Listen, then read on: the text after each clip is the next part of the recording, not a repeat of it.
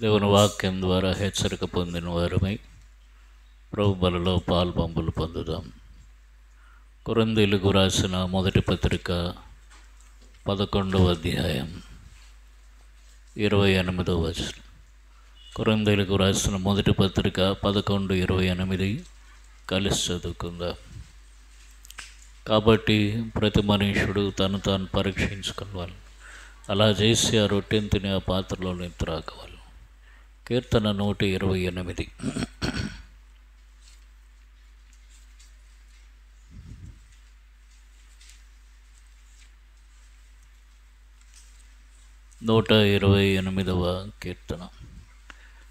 కీర్తన మార్చి చదువుకుందాం. 6 వచనాలు మార్చి చదువుకుందాం. యెహోవా యందు భయభక్తులు కలిగి ఆయన త్రోవల యందు నడుచు వారందరూ ధన్యులు.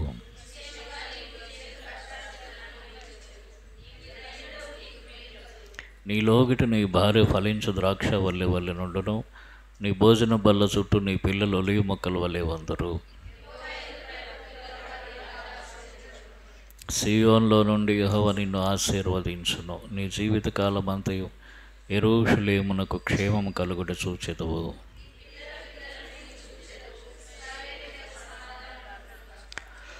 దేవా స్తోత్రాలు, ఆరాధించుకోవటం సహాయం చేశారు. యోగ్యమైన రీతిలో మీ బలలో చేయమంచుటకు సహాయం చేయండి. మీ వాక్యం ద్వారా మాతో మాట్లాడి సరిచేసి తండ్రి ఒప్పింపజేసి మమ్మల్ని మేము సరి చేసుకుని యోగ్యమైన రీతిలో మీ రక్తంలో కడుగబడిన అనుభవంతో మీ బలలో చేయమంచుటకు సహాయం చేయమని యేసు ప్రభు వారి నామంలో వేడుకుంటున్నాము తండ్రి. ఇక్కడ ఒక కుటుంబానికి కావలసిన వచ్చే ఆశీర్వాదాలన్నీ రాస్తాడు. చేతులు కష్టాలు నిశ్చయంగా అనుభవిస్తాడట. అంటే ఆర్థిక ఇబ్బంది ఉండదు, మేలు కలుగుతుంది. భార్య ఫలించే ద్రాక్ష కాబట్టి భార్యాభర్తల మధ్య మంచి సంబంధం ఉంటుంది, ప్రేమ ఉంటుంది, వారు కలిసి ఫలిస్తారు. భోజన బల్ల చుట్టూ పిల్లలు ఒలివ మొక్కల వల్ల ఉంటారు. అంటే పిల్లలు ఆశీర్వదింపబడతారు, ఆరోగ్యంగా ఉంటారు. వారికి అన్ని ఆశీర్వాదాలు ఉంటాయి. ఈ జీవితకాలం అంతా వారు యెరూషలేమున క్షేమం కలుగుట చూస్తారు, వారు పిల్లలను చూస్తారు.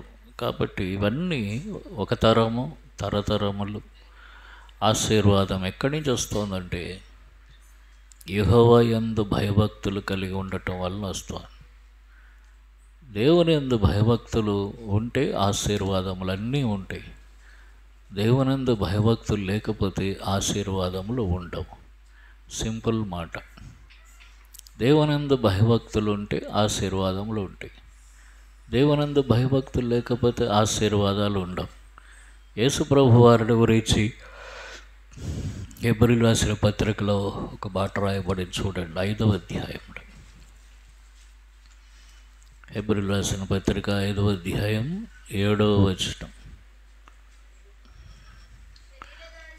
శరీరధారి అయిన దినములలో మహారోదనముతోనూ కన్నీళ్లతోనూ తన మరణము నుండి రక్షింపగలవానికి ప్రార్థనలను యాచనలను సమర్పించి భయభక్తులు కలిగి ఉన్నందున ఆయన అంగీకరింపబడెను.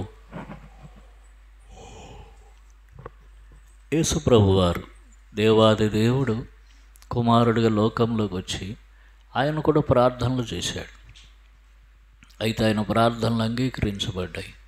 కారణం ఏమిటంటే ఆయన దేవుని యందు భయభక్తులు కలిగి ఉన్నాడు. కాబట్టి ఆయన కుమారుడిగా ఉన్నప్పుడు కూడా భయభక్తులు కలిగి ఉన్నాడు కనుక అంగీకరింపబడ్డాడు. ఆయన ప్రార్థనలకు జవాబు వచ్చి మన ప్రార్థనలకు జవాబు వస్తుందా? ఎందుకు రావట్లేదంటే భయభక్తులు తక్కువైపోయాయని అర్థం. దేవునందలి భయభక్తులు. కాబట్టి ఎవరమైనా దేవుని అందు భయభక్తులు కలిగి ఉంటే నెమ్మదికరమైన జీవితం. శోధన వస్తుంది, శ్రమ వస్తుంది, వేరే విషయం. కానీ ఆశీర్వాదం లేని స్థితి ఉండదు. చేతులు కష్టార్జితం విషయంలో, తర్వాత కుటుంబ విషయంలో ఆశీర్వాదం లేని స్థితి ఉండదు. బయట నుంచి శోధన వస్తుంది, శ్రమ వస్తుంది, అది వేరే విషయం. అనారోగ్యాలు వస్తాయి, అది వేరే విషయం. కానీ చేతుల కష్టార్జితం విషయంలో నెమ్మది ఉంటుంది.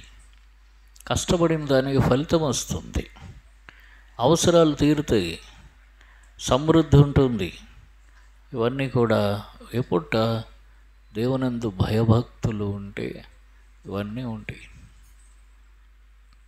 చూడండి, భయభక్తులు అంటే ఇది ఎన్నిసార్లు మనం ఈ మాటలు గుర్తు చేసుకుంటాం. దేవునందు భయభక్తులు అంటే ఏమిటంటే సామెతల గ్రంథం 3వ అధ్యాయంలో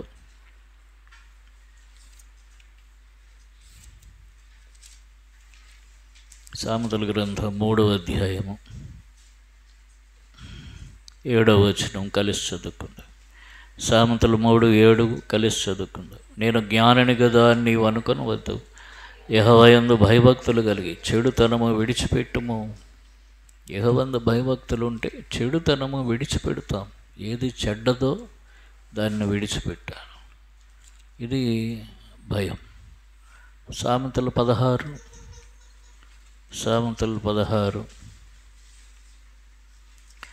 6వ వచనం. సామెతలు 16:6 కలిసి చదువుకుంది.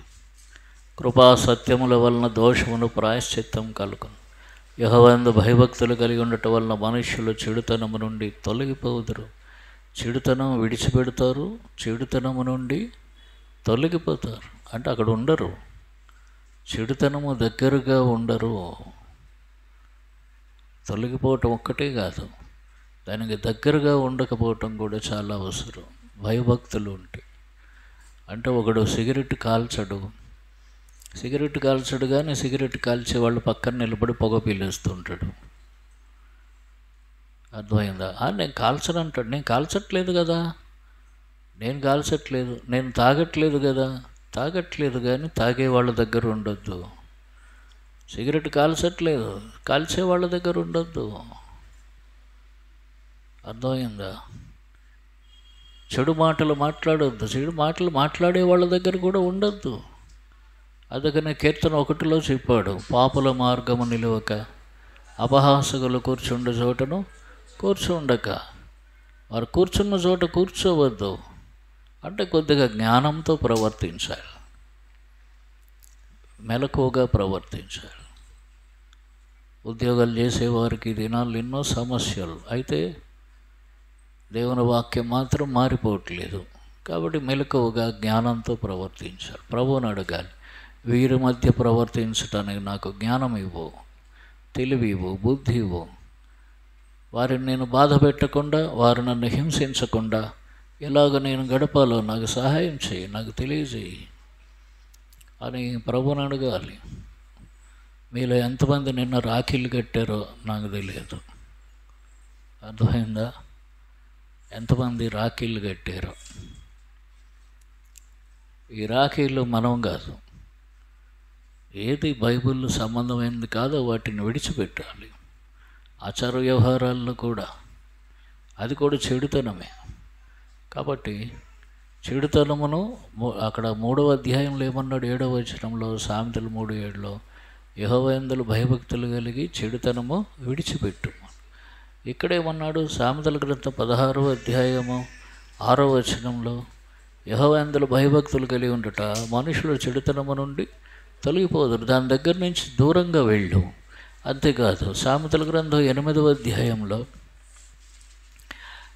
13వ వచనంలో చెప్తాడు. సామెతల గ్రంథం 8వ అధ్యాయం 13వ వచనం, యెహోవాయందు భయభక్తులు కలిగి ఉండుట చెడుతనమును అసహించుకొనుటే. దాన్ని అసహించుకోవాలి అంటే దాని మీద ఉన్న ప్రేమ, ఇష్టం అది పోగొట్టుకోవాలి. అర్థమైందా? నువ్వు చెయ్యట్లేదు కానీ దాని మీద మనస్సు ఉండకూడదు. చేయలేదు సరే, చేయకపోవటం ఒక్కటే కాదు, దాని మీద మనస్సు ఉండకూడదు. దాన్ని అసహించుకోవాలంటే దాని మీద మనస్సు ఉండకూడదు. అంటే ఇప్పుడు ఎవడో సిగరెట్ కాల్చుకొని సిగరెట్ అన్నావనంటే వాడు వచ్చి చొరక పెడతాడు దాంతో. అర్థమైందా? అదేమో విపరీతం. నీ మనసులో ఆలోచన కలగాలి అంతే, దాని మీద వ్యతిరేకమైన ఆలోచన. అది సిగరెట్టో, మందో, పేకాటో, లేకపోతే ఇంకేదో పనికిమాలిన పని, చేయకూడనిది, శరీరానికి ఆత్మకు నష్టం కలుగజేసేది, వాటి నుండి దూరంగా ఉండాలి. వాటిని అసహ్యించుకోవాలంటే వాటి మీద మనస్సు ఉండకూడదు, చెడు మీద మనస్సు ఉండకూడదు. ఇది అర్థం చేసుకోవాలి. అప్పుడు ఆశీర్వాదం అంట, అప్పుడే వాగ్దానాలు పనిచేస్తాయి. కొరింథీయులకు రాసిన 2వ పత్రిక 7వ అధ్యాయం, 2 కొరింథీ 7వ అధ్యాయం 1వ వచనం. 2 కొరింథీ 7:1.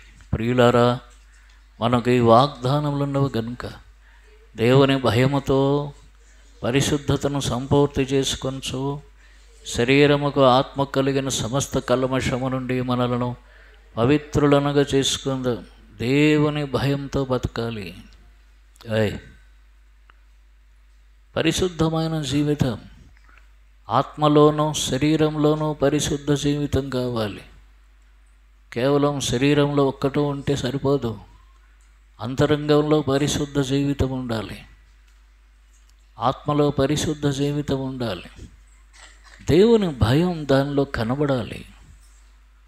నీవు దేవునికి భయపడువాడవని ఇందు మూలముగా తెలియచున్నది. చూడండి, ఆదికాండం 22లో అబ్రహాం గురించి చెప్తాడు. అబ్రహాంని ఎందుకు దేవుడు ఆశీర్వదించాడంటే, అబ్రహాం దగ్గర ఒక లక్షణం ఉంది. ఏమిటంటే 12వ వచనం, ఆదికాండం 22:12. అప్పుడు ఆయన చిన్నవాని మీద చెయ్యి వేయకము, అతను ఏమీ చేయకము, నీకొక్కడై ఉన్న నీ కుమారుని నాకు ఇయ్య వెనుదీయలేదు గనుక నీవు దేవునికి భయపడువాడవని ఇందువల్ల నాకు కనబడుచున్నది. ఎట్లా చెప్పాడు చూడండి, దేవుడే పలుకుతున్నాడు, నీవు దేవునికి భయపడువాడవు. ఎటువంటి సాక్ష్యం ఇది? కనుక కనబడుచున్నది అంటే దేవుడు చూస్తాడన్నమాట. మనం నిజంగా మనం దేవునికి భయపడుతున్నామో లేదా దేవుడు చూస్తాడు. మనం దేవునికి భయపడుతున్నట్లుగా ఉంటే నటిస్తే దానికి ఆ నటనకు ఫలితం దొరుకుతుంది. నటించడం కాదు, దేవుని భయం నటించటం కాదు. అర్థమైందా? దేవుని భయం నటించటం కాదు, దేవుని భయం కలిగి ఉండాలి. దేవుని భయం కలిగి ఉండాలి. కలిగి ఉంటే అది జీవితంలో కనిపిస్తుంది. దేవుడు చూస్తున్నాడు దానిని, అప్పుడు ఆశీర్వదిస్తాడు. నువ్వు దేవునికి భయపడువాడవు, దేవుని యందు తన యందు భయభక్తులు గలవారు మాటలాడుకొనుచుండగా. మలాకి గ్రంథంలో చూడండి ఏముంది, మలాకి గ్రంథం 3వ అధ్యాయంలో, మలాకి గ్రంథం 3వ అధ్యాయం 16వ వచనం. మలాకి 3:16. అప్పుడు యెహోవా యందు భయభక్తులు గలవారు ఒకరితో ఒకరు మాట్లాడుకొనుచుండగా యెహోవా చెవియొగ్గి ఆలకించండి. మరి యెహోవా యందు భయభక్తులు కలిగి ఆయన నామమును స్మరించుచుండే వారికి జ్ఞాపకార్థంగా ఒక గ్రంథం ఆయన సముఖమునందు వ్రాయబడింది.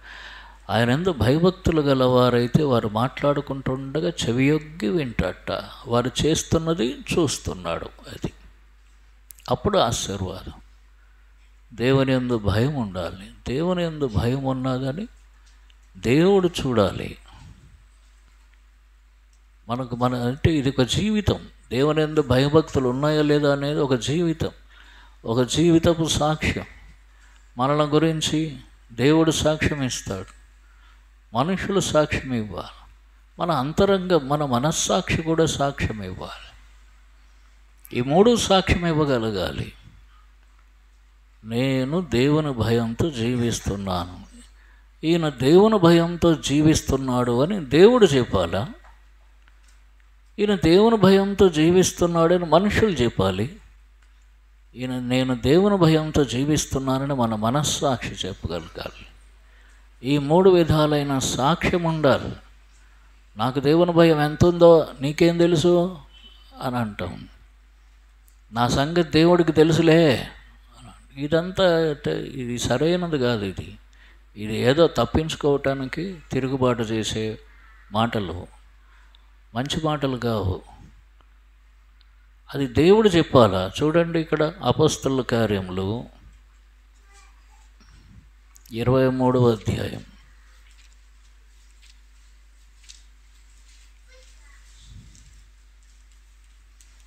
అపొస్తలుల కార్యములు 23వ అధ్యాయం 1వ వచనం.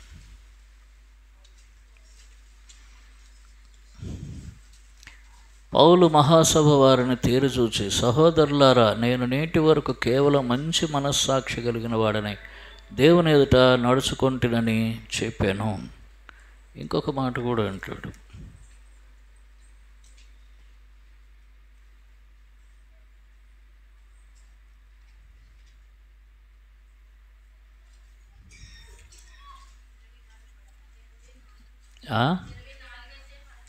ఏముంది?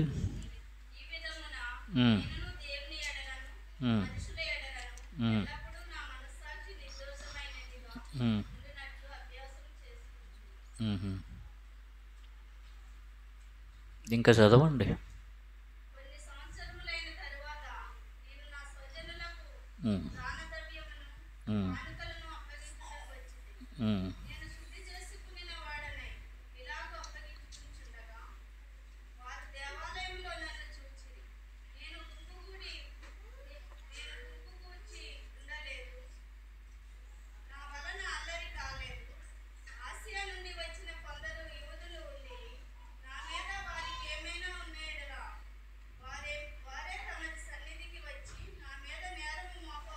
రోమీయులు రాసిన పత్రిక 1వ అధ్యాయం 10వ వచనం. రోమీయులు రాసిన పత్రిక 1వ అధ్యాయం 10వ వచనం. 9-10 వచనాలు కలిసి ఉన్నాయి చూడండి. ఇప్పుడు ఏలాగైనను ఆటంకం లేకుండా మీ యొద్దకు వచ్చుటకు దేవుని చిత్తవల్ల నాకు వీలు కలుగునేమో అని నా ప్రార్థనల యందు ఎల్లప్పుడూ ఆయన బతిమాలుకొనుచు మిమ్మల్ని గురించి ఎడతెగక జ్ఞాపకం చేసుకొనుచున్నాను. ఇందుకు ఆయన కుమారుని సువార్త విషయమై నేను నా ఆత్మయందు సేవించున్న దేవుడే నాకు సాక్షి. దేవుడే సాక్షి. అయితే ఆయన చెప్పినది అబద్ధం కాదు, నిజం. దేవుడే సాక్షి. మనం చాలాసార్లు దేవుడిని సాక్షిగా పెట్టేసి అబద్ధాలు చెప్పేస్తుంటారు. దేవుడు సాక్షి అంటే మన దేవుని ఎడల భయభక్తులు కలిగి ఉన్న జీవితానికి దేవుడు సాక్షి. ఆ సాక్ష్యం నిజమైతే, మన భయభక్తులు నిజమైతే దేవుడు సాక్షి గనుక ఆశీర్వాదం దానంతట అదే వస్తుంది. దేవుడే సాక్ష్యం ఇస్తాడు ఒక దినాన్న మన భయభక్తులు నిజమని. దేవుడు దాన్ని చూస్తున్నాడు, వింటున్నాడు. 2 మాటలు చూసాం ఇందాక. అబ్రహాం విషయంలో దేవుడు దాన్ని చూస్తున్నాడు. తర్వాత ఇంకెక్కడ చూసాం వింటున్నట్టుగా? మలాకి గ్రంథం 3వ అధ్యాయం చూసినప్పుడు యెహోవా యందు భయభక్తులు గలవారు మాట్లాడుకుంటుండగా ఆయన వింటున్నాడు. ఆ మాటల్లో భయభక్తులు ఉన్నాయో లేదా చూస్తున్నాడు. ఆ క్రియలలో భయభక్తులు ఉన్నాయా లేదా చూస్తున్నాడు. ఆ అంతరంగంలో భయభక్తులు ఉన్నాయా లేదా చూస్తున్నాడు. చూసి ఆశీర్వదిస్తున్నాడు. అది అర్థం. చేతుల కష్టార్జితం, సంపాదించుకున్న జీతమో వ్యాపారమో ఏదో ఒక రకంగా సంపాదించుకున్న దాన్ని దేవుడు ఏం చేస్తాడట? నిశ్చయంగా నీ చేతుల కష్టార్జితం నీవు అనుభవిస్తావు కాబట్టి దాన్ని ఆశీర్వదిస్తాడు. అది వ్యర్థమైపోదు, లేకపోతే అంత నష్టమే. కనుక దేవుడే సాక్షి, దేవుడు చూస్తున్నాడు. రెండవది ఏమిటి? ఇందాక అక్కడ అంటాడు మంచి మనస్సాక్షి కలిగిన వాడిని. అప్పుడు అపొస్తలుల కార్యం 23:1 ఏమని రాశాడు?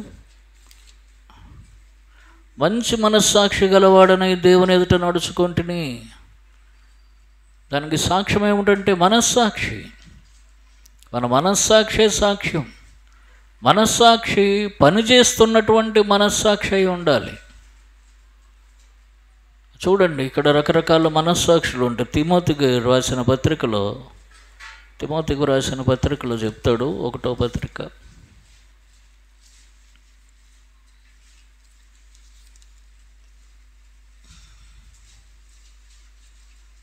1:18 కూడా చెప్తాడు. నా కుమారుడైన తిమోతి, నీ విశ్వాసము మంచి మనస్సాక్షి కలిగిన వాడవై నిన్ను గూర్చి ముందుగా చెప్పండి ప్రవచనములు చొప్పున ఈ మంచి పోరాటం పోరాడవల్లని వాటిని బట్టి ఆకి నీకు అప్పగిస్తున్నా.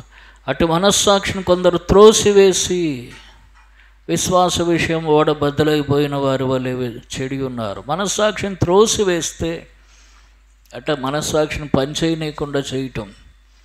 మనస్సాక్షి అంటూ నువ్వు తప్పు చేస్తున్నావు, నీకు దేవుని భయం లేదు అని చెప్తుంది మనస్సాక్షి.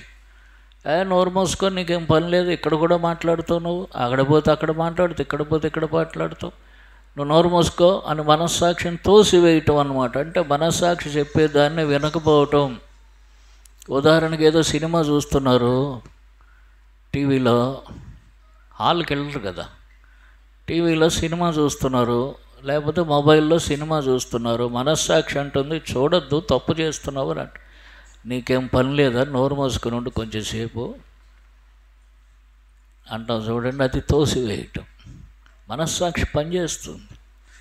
ఎందుకంటే ఆ మనస్సాక్షి శుద్ధి చేయబడింది. మీ మనస్సాక్షిని మరీ ఎక్కువగా శుద్ధి చేయను అని అంటాడు. శుద్ధి చేయబడిన మనస్సాక్షి మనది. యేసుక్రీస్తు ప్రభువారి రక్తము ద్వారా శుద్ధి చేయబడిన మనస్సాక్షి. ఈ మనస్సాక్షి, శుద్ధి చేయబడిన మనస్సాక్షి ఏం చేస్తుందంటే గద్దిస్తుంది. తప్పు చేస్తున్నావు అని చెప్తుంది. దాన్ని త్రోసివేసి తప్పు చేస్తుంది. ఎవడు చూసొచ్చాడు?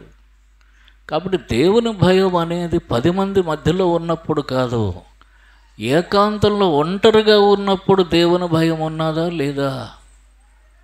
ఒంటరిగా ఉన్నప్పుడు దేవుని భయం ఉన్నదా లేదా? నిశ్శబ్దంగా ఉన్నప్పుడు దేవుని భయం ఉన్నదా లేదా? చీకట్లో ఉన్నప్పుడు దేవుని భయం ఉన్నదా లేదా?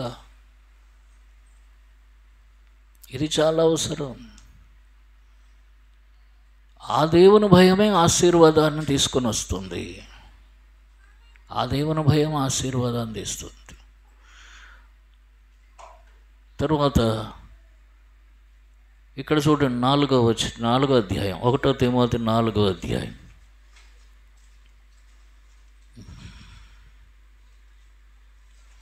3వ వచనం. ఆ అబద్ధికులు వాత వేయబడిన మనస్సాక్షి అంటే ఆ మనస్సాక్షికి పనిచేయదు. కొన్నాళ్ళు చెప్తూ ఉంటుంది, తప్పు చేస్తున్నావు. కొన్నాళ్ళ తర్వాత ఇక చెప్పదు, మానేస్తుంది. వీడు ఇంతేలే, వీడు బతికింతే, వీడు బుద్ధి మారదు, వీడికి చెప్పటం అనవసరం అని మనస్సాక్షి ఊరుకుంటుంది అన్నమాట. అది వాత వేయబడిన మనస్సాక్షి. అప్పుడు అదేమంటుంది, నువ్వు చేస్తున్నంత కరెక్టే అన్నట్టు ఉంటుంది. మనస్సాక్షి పనిచేస్తున్నంత కాలం ఎంతో కొంత గిల్టీ కాన్షియస్ అంటే నేరం చేస్తున్నా, తప్పు చేస్తున్నానన్న భావన హృదయంలో ఉంటుంది. మనస్సాక్షి వాత వేయబడిన తర్వాత చేస్తుందంత కరెక్ట్గా అనిపిస్తుంది. నేను చేస్తున్నంత కరెక్టే అనిపిస్తుంది. ఇప్పుడు అర్థం కావటానికి ఒక ఉదాహరణ చెప్తా. ఒక ఆయన నాతో పాటు హెబ్రోన్ వరకు వచ్చాడు. లోపలికి రమ్మంటే కుర్రాడు రాలేదు, యవనస్తుడు. రానన్నా మీరు ఇల్లు రండి అన్నాడు. నేను లోపలికి వెళ్ళాను, నా పని చూసుకొని మళ్ళీ వచ్చాను. మళ్ళీ ఆయన బైక్ ఎక్కాను. క్రిస్టియన్వే కదా, ఆయన క్రిస్టియన్వే కదా, ఎందుకు హెబ్రోన్లోకి రాలేదు అని అన్నాడు. అప్పటికి భక్సింగ్ గారు బతుకున్నాడు. అంటే నా జేబులో సిగరెట్ ప్యాకెట్ ఉంది, అందుకే రాలేదు అని అన్నాడు. అర్థమైందా? అది హెబ్రోను, పవిత్ర స్థలం, నా జేబులో సిగరెట్ ప్యాకెట్ ఉంది, అందుకే రాలేదు అన్నాడు. ఇదేమిటిది? మనస్సాక్షి పని చేయటం అంటే ఇది. మనస్సాక్షి పని చేయటం అంటే ఇది. కానీ ఆ సిగరెట్ మానేస్తున్నాడా? వాడు మానట్లేదు. కాబట్టి ఏం చేస్తున్నాడు? మనస్సాక్షిని త్రోసివేస్తున్నాడు. మనస్సాక్షిని తోసివేస్తున్నాడు. కొంతమంది బోధకులు ఉన్నారట, అలాగే స్క్రీన్ వెనక్కి వెళ్ళి సిగరెట్ కాల్ చేసి దమ్ము లాగేసి అది అక్కడ పడేసి అప్పుడు వచ్చి బోధ చేస్తాడు. ఎలాంటి వాళ్ళు ఉన్నారు. ఒక పెగ్గేసుకుని వచ్చి వర్తమానం చెప్పే పాస్టర్లు కూడా ఉన్నారు కొంతమంది.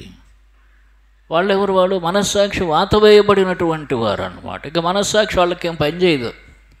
ఏం చేస్తే చేసుకో, యేసు రక్తమే జయం అనుకుంటూ వచ్చేస్తాడు వాడు. యువతలు ఇది నోట్లో పోసేసుకొని బయట నుంచి యేసు రక్తమే జయం, యేసు రక్తమే జయం, యేసు రక్తమే జయం అనుకుంటాడు, వచ్చేస్తాడు.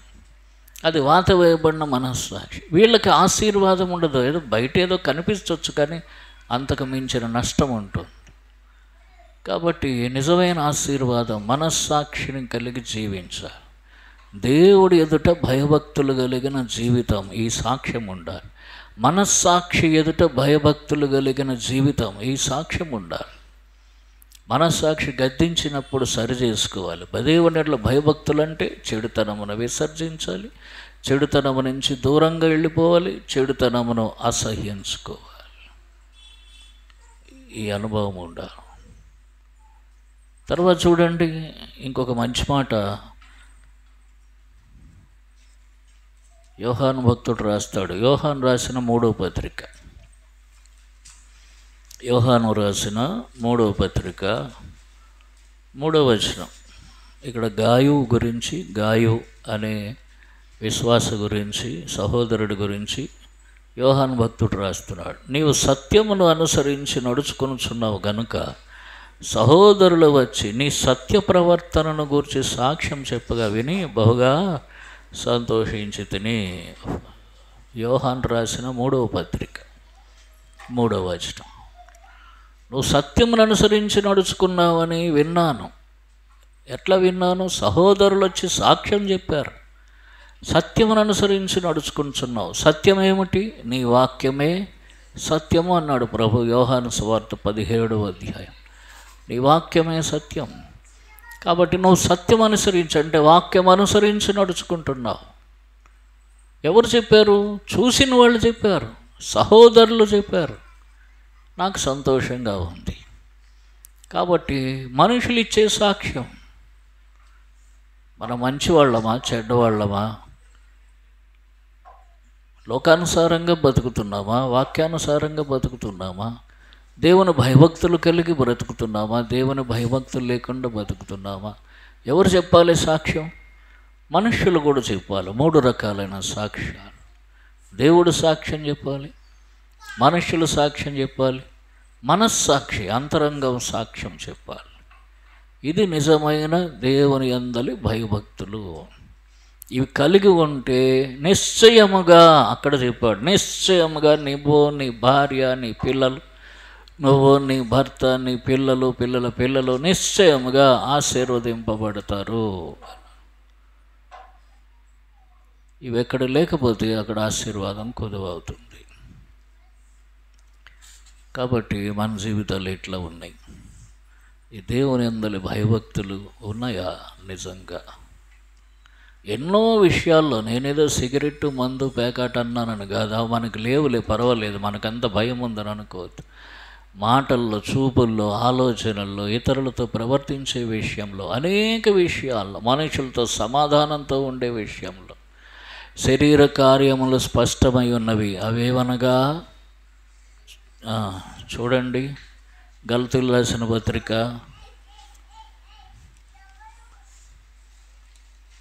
5వ అధ్యాయం, గలతీయులకు రాసిన పత్రిక 5వ అధ్యాయం 19వ వచనం. శరీర కార్యములు స్పష్టమై ఉన్నవి. అవేవనగా జారత్వం, అపవిత్రత, కామకత్వం, విగ్రహారాధన, అభిచారము, ద్వేషములు, కలహములు, మత్సరములు, క్రోధములు, కక్షలు, భేదములు, విమతములు, అసూయలు, మత్తతలు, అల్లరితో కూడిన ఆటపాటలు మొదలైనవి. కాబట్టి అనేకమైన ఉన్నాయి దేవునికి వ్యతిరేకమైనవి. దేవుడు తన ఆత్మ ద్వారా ప్రతిదాన్ని మనకు బయలుపరుస్తూ ఉంటాడు. పాపమును గురించి, నీతిని గురించి, తీర్పును గురించి ఆయన తన ఆత్మ ద్వారా మనం ఒప్పిస్తూ ఉంటాడు. ఒప్పుకోవాలి, అప్పుడు తప్పుకోవాలి. కనుక మన జీవితాలు పరీక్ష చేసుకుందాం. ప్రశాంతంగా, సంతోషంగా, నెమ్మదిగా జీవించాలంటే, చేతులు కష్టార్జితాన్ని సమృద్ధిగా అనుభవించాలంటే, కుటుంబం ఆశీర్వదింపబడాలంటే, నెమ్మదిగా ఉండాలంటే శోధనలు రాక తప్పవు. సాతాను శోధనలు తీసుకుని వస్తాడు. శోధనలు ఒక పక్క వస్తాయో, చేసే తప్పుల వల్ల వచ్చే శిక్షలు మరొక పక్క. ఎక్కడ భరించగలుగుతారు? ఒక్క శోధన అయితే భరిస్తారు, దేవుడు సహాయం చేస్తాడు, జయం వస్తుంది. శోధనతో పాటు తప్పించుకున్న మార్గమును ఆయన కలుగజేయను అని అన్నాడు హెబ్రీయులకు రాసిన పత్రిక 2వ అధ్యాయం చివర. హెబ్రీయులకు రాసిన పత్రిక 10వ అధ్యాయంలో చెప్తాడు.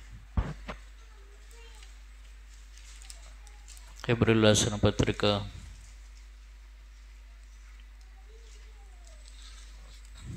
కొరింథీయులకు రాసిన పత్రికలో కాపాలి చూడండి, 1వ అధ్యాయం 10వ వచనం.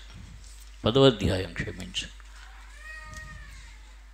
కొరింథీయులకు రాసిన మొదటి పత్రిక 10వ అధ్యాయము 12, 13, 13వ వచనం. సాధారణంగా మనుషులు కలుగు శోధన తప్ప మరి ఏది మీకు సంభవింపలేదు. దేవుడు నమ్మదగినవాడు, మీరు సహింపగలిగినంత కంటే ఎక్కువగా ఆయన మిమ్మను శోధింపబడినాడు. అంతేకాదు, సహింపగలుగుటగా ఆయన శోధనతో కూడా తప్పించుకున్న మార్గమును కలుగజేయను. ఇదంతా శోధన సంగతి. శోధన అంటే బయట నుండి వచ్చే శోధన. యాకోబు చెప్తాడు, అక్కడ ఏమన్నాడు యాకోబు, ఆ శోధన ఎలాగొస్తుందట. యాకోబు రాసిన పత్రిక 1వ అధ్యాయం 14వ వచనం. యాకోబు రాసిన పత్రిక 1:14. ప్రతివాడును తన స్వకీయమైన దురాశ చేత ఏడ్వబడి మరలు గొల్పబడిన వాడే శోధింపబడును. ఇది ఎందుకు వస్తుంది? దేవుని భయం లేకపోతే వస్తుంది. స్వకీయ దురాశ చేత ఏడ్వబడి మరలు గొల్పబడి అంటే ఇది దేవుని భయం లేక. ప్రతివాడు తన స్వకీయమైన దురాశ చేత ఏడ్వబడి మరలు గొల్పబడిన వాడే శోధింపడు. అంటే దురాశ అంటే ఉన్నది చాలక, లేదంటే లేనిది, ఎవడిదో మనది కానిది పొందాలన్నది, వద్దన్నది పొందాలన్నది, ఇవన్నీ దురాశలు. ఈ దురాశల వలన ఏమి ఏడ్వబడి ఆ దురాశే ఈడ్చుకుని పోతోంది. దురాశ ఈడ్చుకుని పోయి ఏం చేస్తోంది? శోధనలో పడేస్తోంది. ఇది ఒక రకమైన శోధన. ఇది స్వంతంగా తెచ్చుకున్న శోధన. అదేమో సాతాను తీసుకొచ్చేటటువంటి శోధన. ఇప్పుడు ఈ సొంతంగా తెచ్చుకునే శోధనలు చూడండి, ఈ సెల్ఫీలు తీసుకుందామని చెప్పి ఎక్కడికో పోతున్నారు. పోయి ఆ చెప్పు వరకు అక్కడి నుంచి పడుతున్నారు. ఎక్కడ పడతాడు? ఆ లోయలో పడతాడు, లేకపోతే నదిలో పడతాడు, డ్యామ్లో పడతాడు. ఏమిటది? సెల్ఫీ తీసుకోవటానికి. ఇంకా అది సొంతంగా తెచ్చుకున్న శోధన. సాతానేమి నువ్వు పో అండవు. సొంతంగా తెచ్చుకున్న శోధన అన్నమాట. అలాంటివి అవి స్వయం. కనుక సొంతంగా తెచ్చుకున్న శోధనలు ఉంటాయి మన జీవితంలో. రెండవది సాతాను తెచ్చే శోధనలో దేవుడు సహాయం చేసి విడిపిస్తాడు, తప్పిస్తాడు. సొంతంగా తెచ్చుకున్న దానికి అనుభవించాల్సిందే. దేవుడు తప్పించలేదని అంటే నీకు తెలుసు కదా, నువ్వు దురాశ చేత ఏడ్వబడి పోయావు అక్కడికి, కాబట్టి అనుభవించాల్సిందే. 2 రకాలు. కనుక దేవుని భయం ఉంటే ఈ శోధనలో నుంచి విడిపించబడతాం అన్నమాట. ఒక పక్క శోధన ఉంది, రెండో పక్క దేవుని భయం లేకపోతే చేసేటటువంటి వాటికి శిక్షలు అనుభవిస్తూ ఉంటాం. ప్రతి తప్పుకు శిక్ష అనుభవిస్తూ ఉంటాం. ఎందుకు అక్కడ అన్నాడు హెబ్రీయులకు రాసిన పత్రిక 12వ అధ్యాయంలో ఏమన్నాడు చూడండి, 5వ వచనం నుంచి. హెబ్రీయులకు రాసిన పత్రిక 12:5. నా కుమారుడా, ప్రభు చేయి శిక్షను తృణీకరించకము, ఆయన నిన్ను గద్దించినప్పుడు విసుకకుము. కాబట్టి 8వ వచనం. కుమారులైన వారందరూ శిక్షలో పాలు పొందుచున్నారు, మీరు పొందని ఎడ్ల దుర్బీజులే కానీ కుమారులు కాదు. మరియు శరీర సంబంధులైన తండ్రులు మనకు శిక్షకులై ఉండిరి, వారి యందు భయభక్తులు కలిగి ఉంటే అట్లయితే ఆత్మలకు తండ్రి అయిన వానికి మరీ ఎక్కువగా లోబడి బతకవలన కదా. వారు కొన్ని దినముల మట్టుకు తమకిష్టం వచ్చినట్టు మనల్ని శిక్షించరు కానీ మనము తన పరిశుద్ధతలో పాలు పొందవల్లని మన మేలు కొరకు ఆయన శిక్షించుచున్నాడు. ఇప్పుడు అవతల సాతాను తెచ్చే శోధన, యువతల దేవుడు తెచ్చే శిక్ష, ఈ రెండిట్లో ఎట్లా బతుకుంటారు? కనుకనే దేవుని యందు భయభక్తులు కలిగి ఉంటే ఈ శిక్ష తప్పించుకుంటాం, కొంత నెమ్మదికరమైన జీవితం. తర్వాత చేతులు కష్టార్జన దీవించబడుతుంది. ఇంటిలో నెమ్మదిగా ఉంటాం. బయట నుండి వచ్చే శోధన నుంచి దేవుడు మనల్ని తప్పిస్తాడు, మనకు సహాయం చేస్తాడు. అప్పుడు ప్రశాంతమైన, ఆరోగ్యకరమైన, ఆనందకరమైన, ఆశీర్వాదకరమైన ఆత్మీయ జీవితం మనం పొందుతాం, అనుభవిస్తాం. కనుక యెహోవా యందు భయభక్తులు కలిగి ఆయన త్రోవల యందు నడుచు వారందరూ ధన్యులు. ఇప్పుడు ప్రభు దగ్గర చెప్పుకోవాలి, ప్రభు నీ త్రోవల్లో నడవట్లేదు, నా త్రోవల్లో నడుస్తూ. నీ యందు భయభక్తులు తక్కువగా ఉన్నాయి. నీ యందు భయభక్తులు, ఇంకొక మాట కూడా చెప్తాడు యెషయా గ్రంథం 29వ అధ్యాయంలో, వారు నా ఎడల చూపుతున్న భయభక్తులు అవి మానవ పద్ధతులను బట్టి నేర్చుకున్నవని అంటాడు. ఇప్పుడు చాలాసార్లు మానవ పద్ధతుల్లో నేర్చుకునేటటువంటి భయభక్తులు, అర్థమైందా? ఎవరి మధ్యన ఉంటే వాళ్ళ పద్ధతుల్లోనే పోతాం. కాబట్టి ఈ భయభక్తి కాదు, నిజమైన వాస్తవమైన భయభక్తి. దేవుడు చూస్తున్నాడు, దేవుడు వింటున్నాడు. దాని ప్రతిఫలం ఇస్తాడు. కనుక ఇదేనా ఒక నూతనమైన ఒప్పుదలతో కూడిన తీర్మానం. ప్రభా, నీ యందు భయభక్తులు సరిగా లేవు, నన్ను క్షమించు. నీ యందు భయభక్తులు కలిగి ఉండి జీవించటం నేర్పించు. తర్వాత మనస్సాక్షి కలిగి, మంచి మనస్సాక్షి కలిగి జీవించగలిగేటట్లు సహాయం చేయి.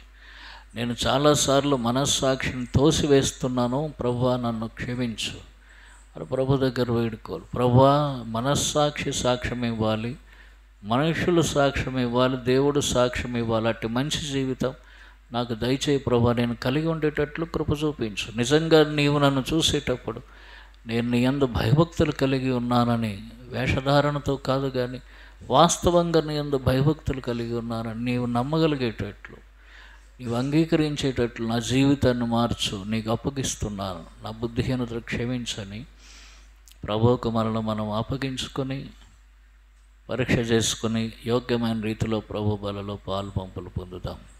పరిశుద్ధాత్మ దేవుడు మనకు సహాయం చేయను గాక. మోకరిల్లండి.